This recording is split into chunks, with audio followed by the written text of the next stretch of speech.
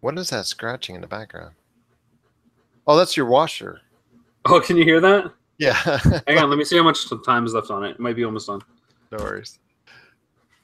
Because I hear this chuka chuka chuka chuka chuka chuka chuka chuka chuka chuka. Like, what is that sound?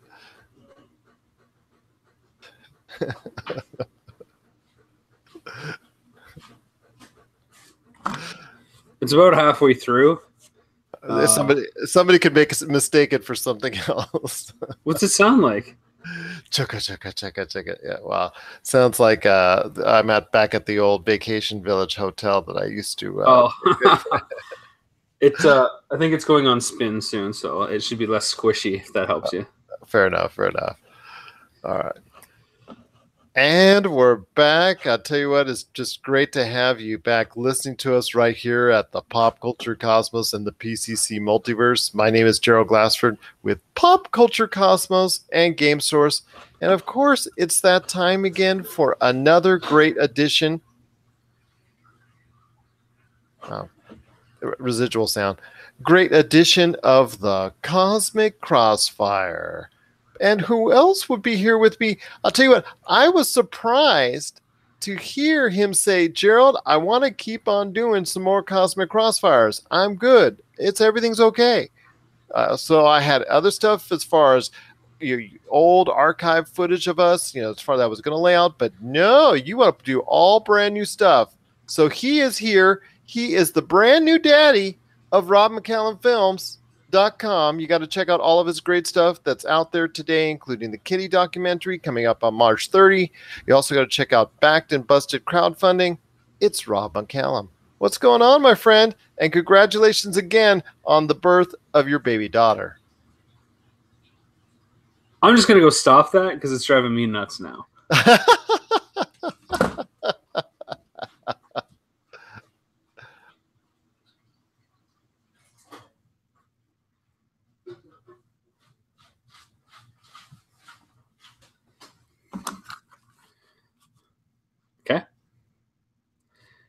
Yeah, I'm excited to be here, Gerald, and thanks for the congratulations.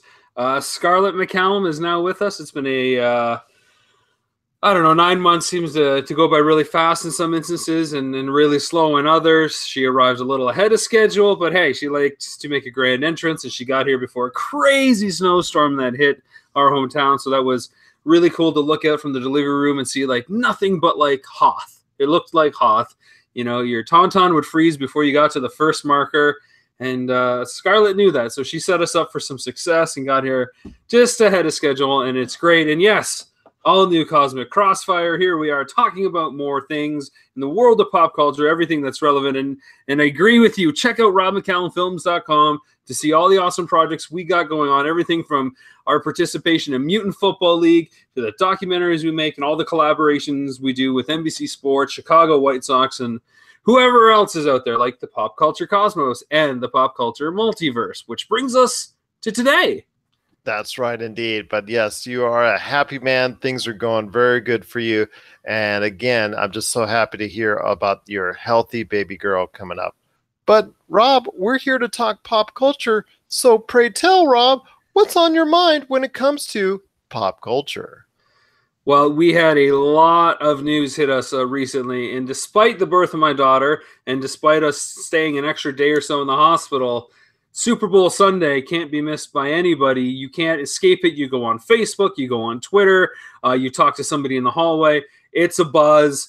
It is the thing that is happening, and it's not always about the game. And for most people in pop culture and entertainment, it hasn't been that way for a while. So I thought we should just talk about the relevance of Super Bowl Sunday. And is it the same entity and event that it used to be? It's always been known for commercials and those over-the-top lavish spots that feature celebrities. But what is the real value nowadays with the internet? I noticed this year a lot of the commercials were leaked ahead of time or showcased ahead of time to get a little bit extra press. Yeah, I noticed a lot of people talking about that too. And when I was saying to Josh or somebody else, hey, did you check out that trailer? Did you see that commercial?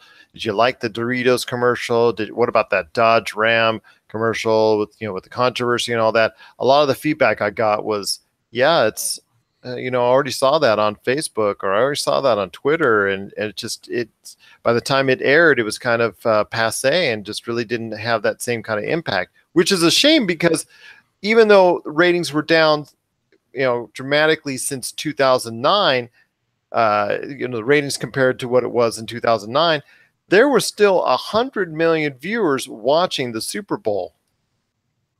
It's a lot of numbers for sure. It's a lot of people. Television is still an easy, accessible format. In Canada, you can stream the Super Bowl if you have a cable provider. So say you're in a hospital and your daughter is just born, but you want to check out the game and you've got free Wi-Fi, there's an easy way to do it if you have a cable package. Now, for cord cutters, there's obviously streaming options out there that people can find and hunt. And failing that, you could go to your favorite watering hole, I'm sure, and check out the big game on a TV screen. I guess what I'm thinking is I don't know that this event is the event that it is anymore. And there just seems to be more and more landmark or pillars in the calendar where people can piggyback big reveals. It used to always be Super Bowl Sunday as the big thing. Now I feel like it's, despite the viewing numbers, it just doesn't feel like it has the impact because of the rise of the internet.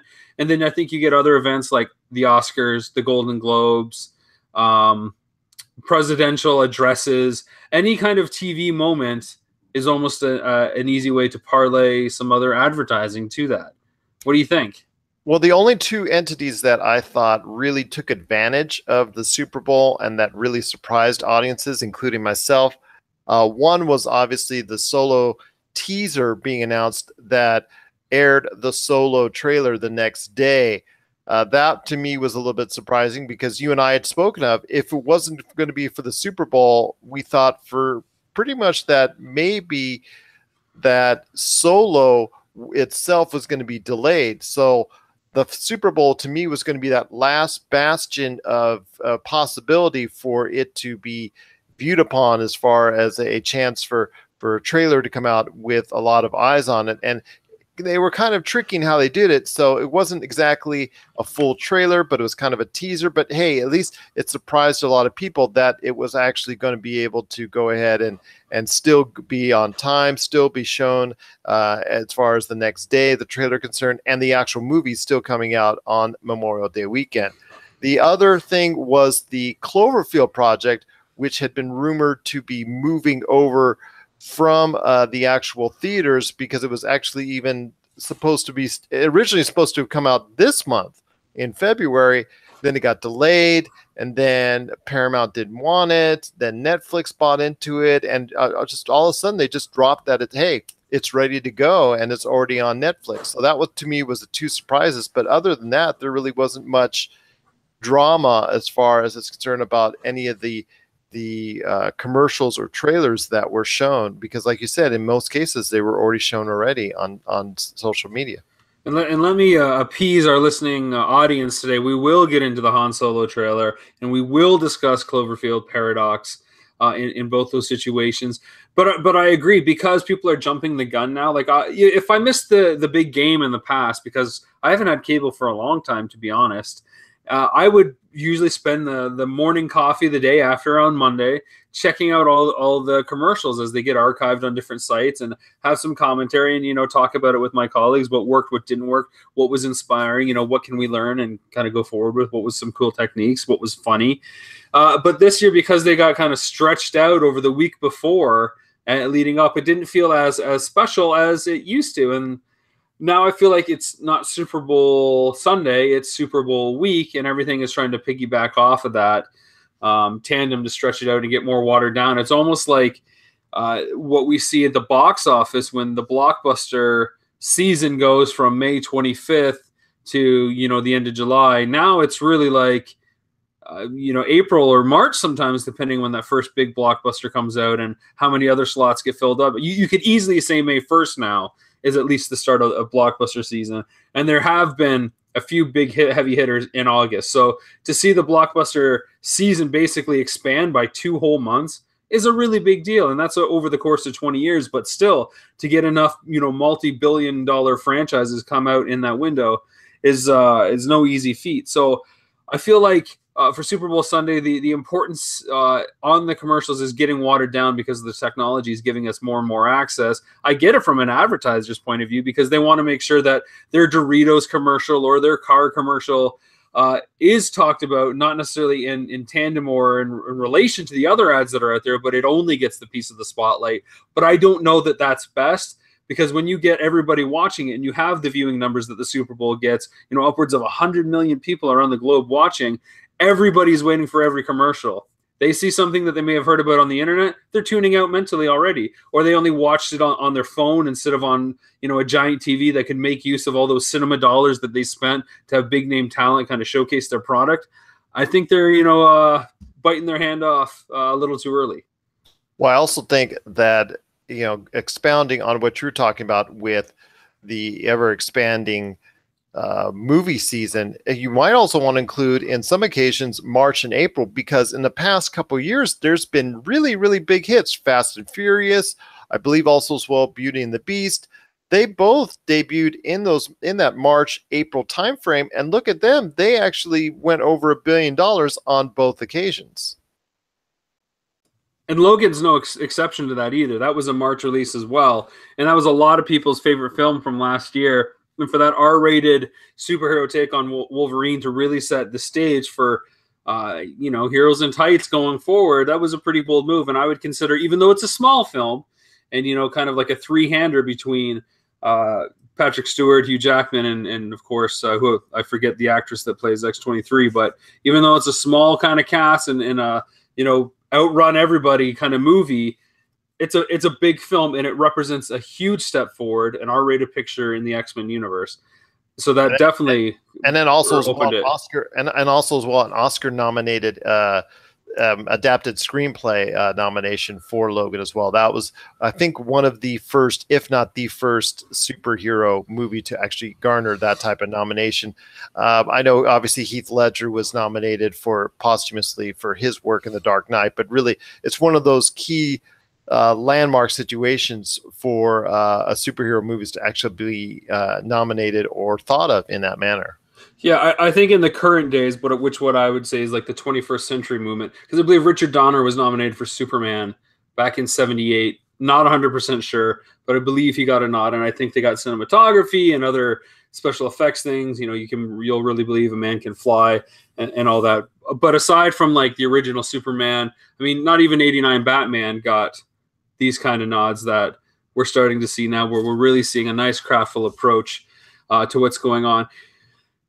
I want to jump right into Super Bowl Sunday stuff. I just wanted to kind of I started looking at what we were talking about today, and I'm realizing that the big common thread is Super Bowl Sunday and its relevance and its importance. So I thought we should spend just a few minutes talking about how it's changed, becoming a little watered down. It'll be interesting to see how it's approached next year, to see if it continues to do that and expand more, and if there's going to be more calendar events tied that people are trying to piggyback and create the next Super Bowl, piggyback advertising window, if you will, whatever you want to call it.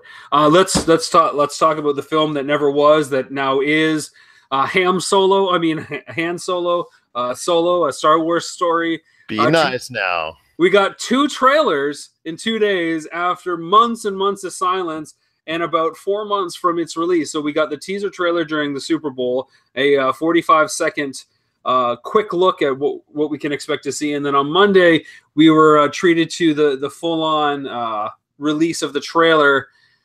I've got lots of thoughts. Where did it hit you first? And was it the toilet bowl or was it the excitement pouch? I can tell you from 2 different vantage points, because myself and my daughters, who are really pop culture fanatics, also got a chance to take a look at it.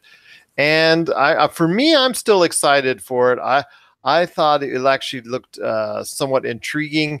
It was very, as you've said before, and I can still remember this because I used it as a promo, a very gritty look, similar to what Rogue One has, that I really just enjoyed about seeing it. And then also as well, seeing it from the Star Wars realm from a different perspective. I kind of like that outlook right there. So it was nice to see for me, and I'm intrigued to see it and see where Woody Harrelson's character as a mentor, where that fits in, and where this whole team up, which includes Donald Glover's Lando Calrissian, where it fits in, but I'm kind of concerned, because it might take away or might change the Star Wars lore because, as you and I both remember, Lando Calrissian's actually, was it not the Millennium Falcon not his, or maybe they'll allude to the fact that it was one of them that was going to win in this infamous card game, as far as the one that Han Solo wins Millennium Falcon. I wonder how they're going to deal with that situation.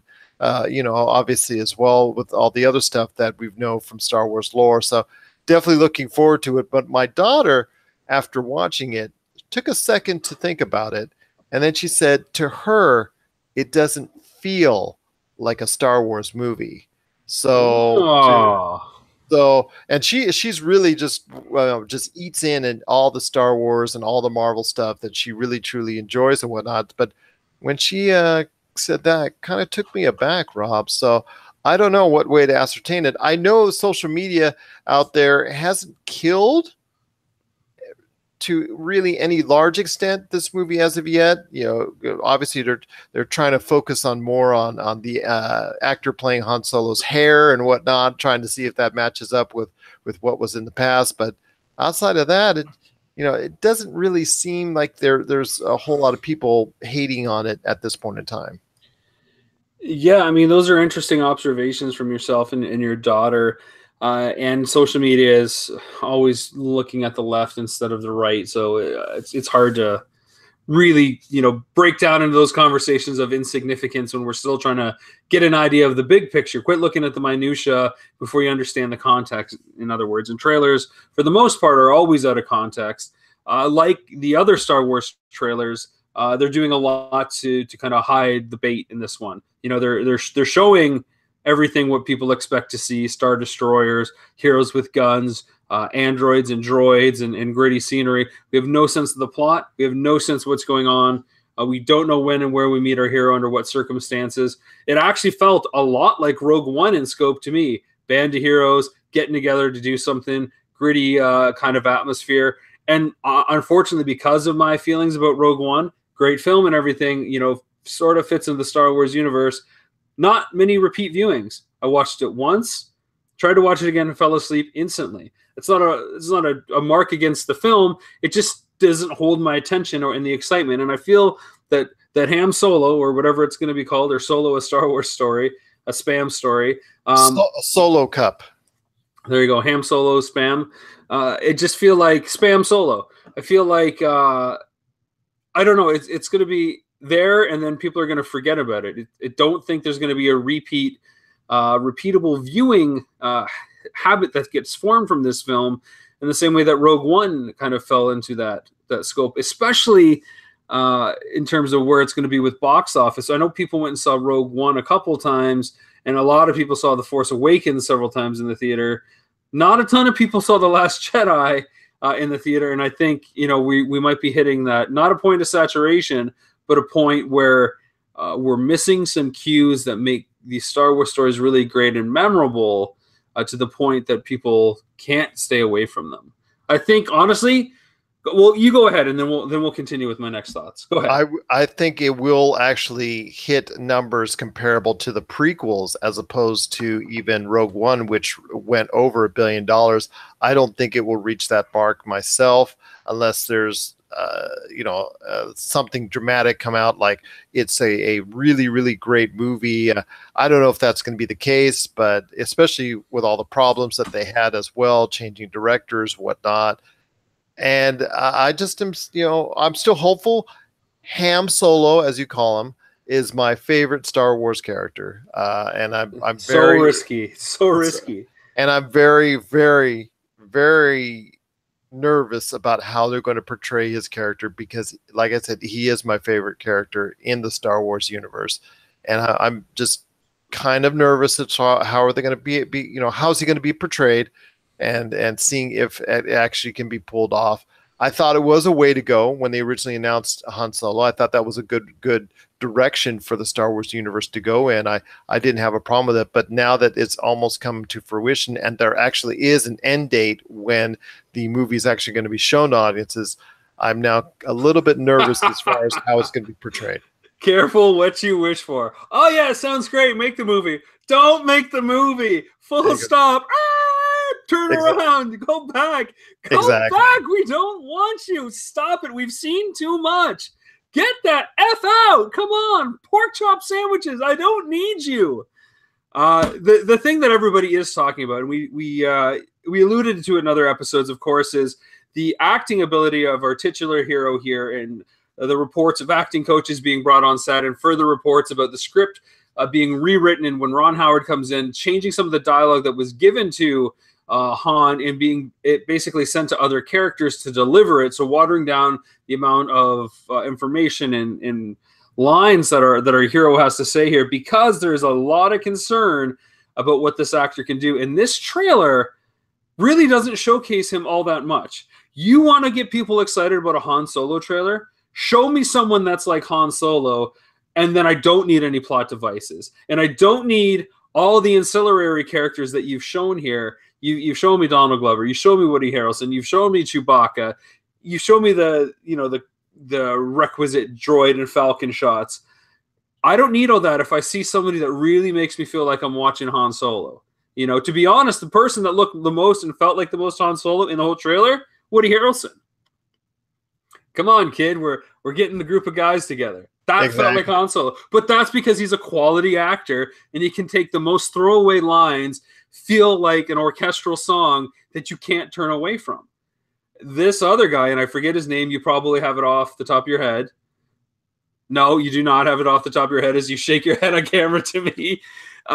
He's throwing bricks, in the bricklaying contest that only you want to talk about Super Bowl combatants in contests. I'd love to see this guy go up against Hayden Christensen for the most bricks thrown per dialogue, because every single line feels wooden in the Shatner school of acting. It's just so punctuated in the wrong ways. I think Chris Pine would have been a better Han Solo. And the reason I bring him up is because audiences were just as weary when we heard that Zachary Quinto and Chris Pine were going to be Kirk and Spock and go back to, when Harry met Sally, when Kirk met Spock, but they pulled it off.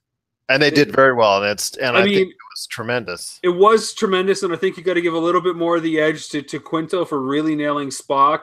And Leonard Nimoy, of course, passing that torch really helped in that situation. Chris Pine, definitely not Shatner, but he's Kirk-like. You see him impulsive. You see him impetuous. You see him, take matters into his own hands, no matter the risk. It felt like Captain Kirk.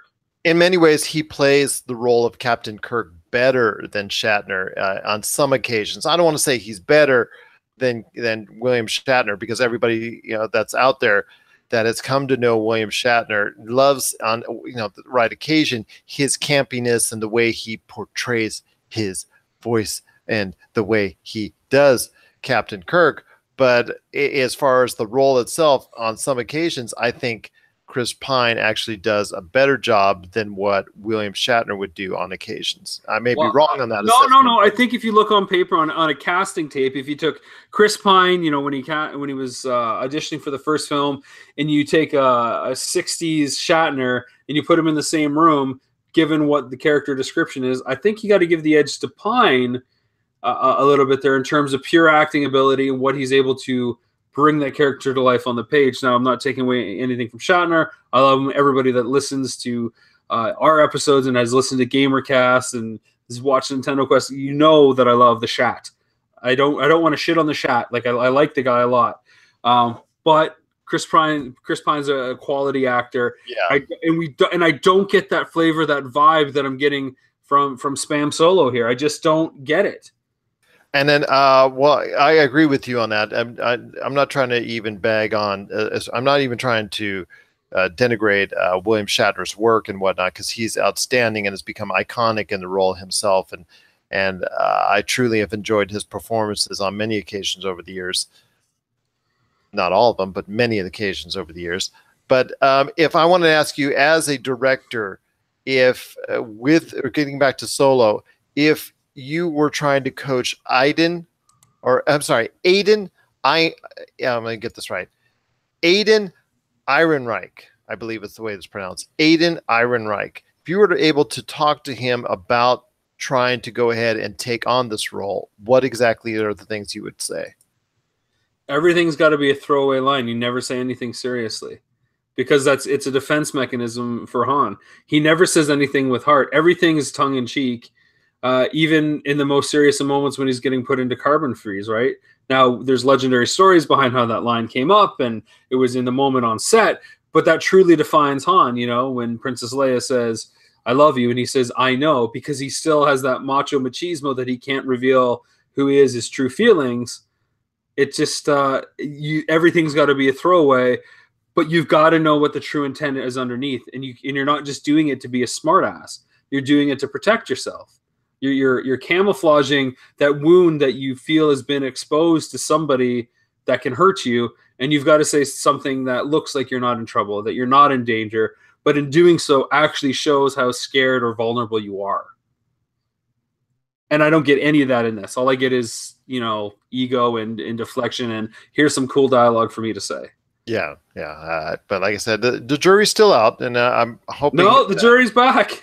Well, the jury's back in your occasion, but I'm still trying to keep an open mind, and I'm hoping that Solo will work out. But you know, the way it's been gone, you know, the way that Lucasfilm has gone about trying to get this film to theaters, I still think a delay to Christmas probably would have been better. But you know, that's what they want to do. It's what they want to do.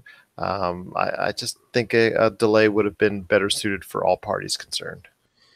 Now, one film that's not getting delayed that I've been dying for a second glimpse at since we talked about it back in November or December, and I know you're already cringing over there, maybe not, is Jurassic World. We got a second look at the next installment, Jurassic World Evolution, and related to that, we're starting to get a lot of media pickup for all the tie-in merchandise, specifically the video game that's coming out that is almost like a theme park simulator set in the Jurassic World universe, which, okay, come on, regardless of your feelings on the films, that sounds like a lot of fun for anybody that likes simulation games. Am I right? Yeah, if you're into Railroad Tycoon or SimCity or anything of that nature, definitely, or Tropico, definitely anything of that nature, I think it'd probably be something that's very fun to be able to go ahead and try and build, see it work, and then see it fall apart in all of that, 30-minute time span. And of course, we had the Xbox entry, Operation Genesis, which allowed you to do that, but we haven't had anything since then. And Genesis came out on the piggybacks of Jurassic Park 3. So it was quite a while ago. We're talking like 15 years, I think, since that game came out. So it's really nice to see that it's coming out, and it's going to be on all consoles and Steam. I'm going to pick this one up. But let's get right to the trailer. What I first noticed, this is a full-on monster movie horror fest in the best way. Every shot that they showed was like just full of scares and screams. I loved it. And we really got away from the volcano stuff that I think everybody thought this film was going to be. Let's go to the island and save the dinosaurs who can't save themselves and see what happens. It looks like that's almost the end of Act 1, according to what we see, or at least halfway through, where they get there and they get off the island to some degree. But then what happens? Is it a Lost World kind of thing where the dinosaurs get loose in San Diego and there's a Rogue One kind of out there that seems to be this weird raptor hybrid? Again, another new monster, which is always a great device for the Jurassic Park franchise. But the director, who, I'm blanking on, I want to say his last name is like Bayonetta or something. I think it's like J.A. Bayonetta or something. He has fully said that, I really want to emphasize the horror elements in Jurassic World Evolution. That they were the best stuff in the original, because that movie is super scary, and the original works because it does combine the adventure, the fantasy, the science, and then of course the screams. So he was bringing back the horror to it, whereas in Jurassic World 1 was all about the wonder and the awe, and of course things going wrong. But now it seems like things are going wrong and getting super scary and go worse. So I love it. I'm excited. And I think it allows people to say, yeah, this is a monster movie. Let's have fun with it as a monster movie. Well, director Juan Antonio Bayona looks like he has captured that essence. And I've told you in the past, I think Steven Spielberg is one of the greatest horror directors of all time, but people don't seem to really catch on to that, but he cleverly disguises a lot of his films within that horror genre. So I think this not only takes that, but carries it up a notch. I didn't really like the Jurassic Park movie from 2016. It really didn't hold with me. Is it 2016 or 2015? I don't know, Gerald. You lost me when you said you didn't like it. I didn't like it as much. I didn't. Again, I just hear kind of static and squabbles at this point. Oh hush! Oh hush! I couldn't hear that either. Anyways, so I wasn't really a big fan of it, but I'm hoping that this will actually put the Jurassic Park series in a better direction. But then again, I can't argue with the success that it's had with the previous outing doing over $1.6 billion. So how can you argue with something like that? So even if it doesn't meet up to expectations, you still have like a Star Wars The Last Jedi scenario where you're still making, what, $1.3 billion. Yeah, I mean, I can't see this film not doing well. Even I don't know what the budget is. I'm going to guess probably 200 to 300 million as normal. Advertising 600 million. This will do 900 million if it doesn't cross the $1 billion, and that's not taking into account home video and all the tertiary windows like SVOD and iTunes and all that. That this will, become profitable and do well. And I imagine they have plans to basically at least do a trilogy, with this being the second entry. I guess the question I have is if the first one was all about the wonder and fantasy and this one is all about the horror, is the third one going to be about something else? Are we going to basically do a Fast and the Furious and try to revitalize the franchise by going after different genres and blending them together in the same way that Marvel took a superhero film and made it about a comedy vehicle for Guardians of the Galaxy? And of course, we got a similar vibe for Thor Ragnarok. It is a different twist on everything that's out there. So when Fast 5 came out, it wasn't just about racing and who's got the best tires, and I don't know, I never watched any of them before that. But when it came out and became about a heist movie with people that drive souped up cars and that are awesome drivers, then people really said, wow, this is awesome, because it isn't just the same thing for the fifth time. It's something completely new where everything is focused in that direction. So it'll be interesting to see if it goes that way. But also as well, the last one seemed to take a darker tone, obviously with Charlize Theron's character seemed to take it into a darker realm as far as the Fast and Furious series is concerned. But if you're talking about that series as a whole, I've seen them all, but they're just there, Wow. and I'm not a big fan of them. You've seen like 8 of them, and you still just. What have you done with your life? What have you I know exactly. But they're all right to see, but it's just they're just popcorn flicks, and you forget about them as soon as you've already left walked away from the television. So, but yeah, going back to Jurassic Park, I think that it still is going to put out some very strong numbers. I don't think they should expect $1.6 billion or even more. But if they do go over $1 billion, 1.1, even 1.2, I think they should be very satisfied with the performance of that film. And like you said, if it goes back to its horror roots, then all the better for it, because it provides a different mix, especially seeing what I saw from the trailer. And it actually to me, it seems more interesting than any other Jurassic Park before. It'll be that's all, folks. It'll be interesting to see how much Jeff Goldblum is in it. It's probably just that one hearing scene as a nice little cameo, since we didn't get any new footage of him in this. And if this film will play front heavy like horror films do. We talked about that on a previous episode, how some films will do like 50 Shades of Hereafter or whatever in between. I forget the next one coming out. But yeah, horror movies all do the same thing. It's always the first 2 weekends until they find out who the killer is, and that kind of desaturates it. It just doesn't have the legs. Jurassic World had the legs. Star Wars typically has the legs because the film can support, that kind of longevity. Horror films don't do it. So it'll be interesting to see if this is that front-ended and what the week-to-week drop is on box office receipts. One film that we cannot look at box office receipts for, because things got switched around without anybody knowing, is Cloverfield Paradox. Now, this is part of the Cloverfield Omni-Universe thing from producer J.J. Abrams. It was originally called codename God Particle, or God Particle as a working title. It drops out of nowhere on Netflix. The announcement is made during Super Bowl Sunday. They're trying to get people over to Netflix. after the big game, so to speak, which is really strange, right? Because it's usually coming up after the Super Bowl, two guys, a pizza joint, and a puppet from nowhere. Stay tuned for What's Up My Socks. It's not a crust. And then, you know, you get whatever show they're really trying to build up, and plus usually like a hit as a lead-in. But they're trying to – I'm surprised that the broadcasters allowed this to happen. Well, and I know NBC was really pushing This Is Us as far as that. I don't know if that episode is concerned. They were really, really pushing Jack's character as far as whatever was going to cause his demise. So I know that was something that they were pushing very strongly. So yes, you're actually, if you're NBC, you're actually showing one of your competitions. Same thing, you know. So now you got people choosing which one should I stay with NBC or should I go straight to Netflix. So it's kind of, you know, it was kind of weird that they allowed them to do that. But then again, you know, if money talks, so if they're willing to pay for the spot, and the NFL approved it, then there you go. So yeah, I just think it's really interesting, and I think it really signifies where we are in a world. With our streaming and entertainment options like never before. You're watching TV, leave that to come to this. You never saw this coming.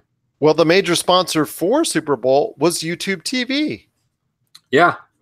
We're living in a different world, and I think this is going to be like that point. That's why I said, you know, what is the landscape of Super Bowl Sunday? What is the cultural significance? What was it before? What will it be going forward? And I think this is going to be one of those pinnacle years because we know all these other streaming services are coming going forward.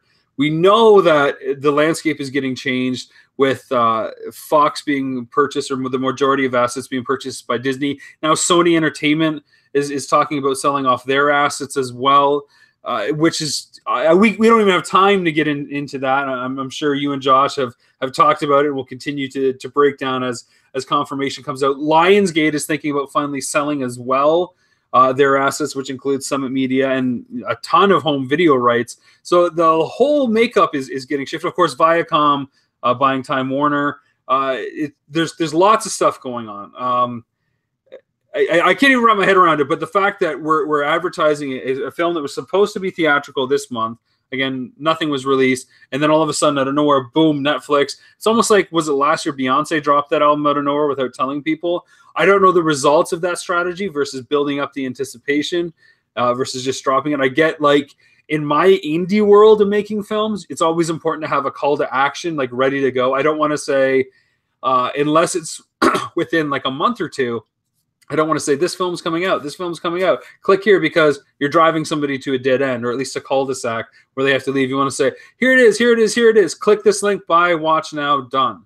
You know, a little bit of promo, but not too much. And that, you know, echoes back to crowdfunding. The closer you can make your delivery date for your project, the more tangible and real it feels, and less like an unexecuted idea. So we get the complete opposite of that. That's completely ramped up. Cloverfield Paradox drops out of nowhere on Netflix. And there it is. And now critics are super divided on it. And the film is, you know, being panned here and there. Of course, Abrams said he was supposed to get on it, and then he got hired to do episode 9. Have you checked out the film? What are your thoughts on it? No, I haven't checked it out as yet. I plan to do so. I know Josh is going to as well. We're going to talk about exactly on an upcoming episode our thoughts on it. But I know as well, you know, something that Josh had said was that it was kind of something that it was there, and I was impressed with the first one, but with the following steps, and I've talked about this with you before, it has not kept my interest as much. And I know you liked 10 Cloverfield Lane a lot more than I did, but he had actually even said that he didn't even feel that was like a Cloverfield film per se, and that it should stand on its own. So the Cloverfield universe seems to get more broad with each entry, and there's a Cloverfield 4 that wrapped up shooting, which is supposed to debut later this year, still at this point in time as scheduled in theaters, although as you and I both know, and you and I both have seen, that could change as well. Well, I mean, I tell you, it's really the oddest unified universe out there, because it's with 10 Cloverfield Lane and now Cloverfield Paradox. It's like the small bits of that first film that they're latching onto in order to spin off another story that's, tangibly related to just that one section. So Josh isn't wrong when he says it doesn't feel like a Cloverfield film, and you can make an argument that 10 Cloverfield Lane didn't have to have anything to do with Cloverfield. But let's think about this again. Let's take another step back. This is J.J. Abrams, right? This is the unknown. We don't have all the answers, and we're just getting all the little chunks of information. It's a lot like Lost, where you start to put the pieces together after you see multiple entries. And like Lost, and I've only saw, I think, 3 seasons of Lost, but you basically only get those breadcrumbs at the end, or just something in the middle that's super small but advances that big overarching story to kind of put the pieces together for the audience. Now, Cloverfield, because the entries are coming out every year, every 2 years at this rate, doesn't have the accessibility that Lost had every week. So it's really hard to get that puzzle-solving conspiracy, netting people or audience together to really make sense of it. So it'll be interesting to see if it gets ramped up, how much more everything will be unified, and if we'll actually get a proper prequel or sequel to the original film that strengthens these ancillary entries that are out there. I don't mind that we're going to have a bunch of satellite things and that Cloverfield's in the title. I want a good film first and foremost. I like that this is a low-budget sci-fi adventure kind of, scary horror thing that's a little bit like Alien from what I read. I like that Cloverfield Lane was this secluded, suspenseful, prisoner kind of situation. I like those, and I like Cloverfield 1 where we don't know what's out there, we got to run it and save our lives. But together, right now, it just feels like mashed potatoes. It's just a lot of stuff that's going on. And even though there's some gravy on top with now a franchise brand, those potatoes can still be cold, and no amount of gravy is going to make it better. So I want to see where this goes. It doesn't cost me anything for them to keep making movies. I'll watch Cloverfield Paradox. And I think Netflix could be a really interesting home if they continue to want to produce films and get into the business of Cloverfield. Can Netflix put some more money behind it and really amp it up so that it becomes a series, even if it's like 3 films in the way that Sherlock comes out, 3 90-minute episodes, that develops and expands on the mythology of the oddest unified multiverse cinema world dimension thing that we have. Well, also, you want to add on to it that J.J. Abrams himself was actually an underrated star of the Super Bowl, because not only did he have that come out, but also was, he on more than one occasion, they showed commercials for the upcoming Castle Rock from Hulu. That's going to be on Hulu. That is an association between J.J. Abrams and Stephen King, and directly references The Shawshank Redemption. Yeah, we still want more information on that show. We want to know what that's like. Stephen King getting in a television game with somebody that he approves of is a pretty rare feat. Abrams getting into anthology-like TV, that's a good step. He's quite the busy individual, you could say. And it's hard to think that, 10, 12 years ago, he got his start as a feature film director on Mission Impossible 3, I believe. He's certainly done a lot in a short amount of time. Yep, indeed. But I'll tell you what, it's been all worth it with Super 8, like you said, Ghost Protocol, and all the great stuff he's done, the Star Trek reboots, and just, his work to me, and I think to you as well, is at least a sign, whether you like it or you don't like it, at least just know that there's going to be time, care, and at least quality as far as when he puts his name onto it. And yeah, maybe he's overstretching at this point in time with a lot of stuff, but hey, he's trying to put his name on a lot of projects that he thinks are good, and I can't fault him for that right now at this point. I've got 2 more topics, but I don't know how tight you are for time. We can save them. I'd probably save them for next week because I got kind of tight on time. Yeah, that's what I figured. Okay. So I'll just lead an outro then for you. Sounds good. Well, I mean, as you can tell, this was a Super Bowl themed kind of look at everything that has happened. Cloverfield, Jurassic World, Spam Solo with Pork Baka, of course, making an appearance. Spam Solo. You just killed me with that. Well, there you go. The film might kill us all, too. Of course, there's still lots of stuff that's happening in the world of pop culture. I've got literally 2 more topics, Gerald, that, we're going to have to get to. I can save them for next week, and we can kind of break down some pretty big Disney theme park news.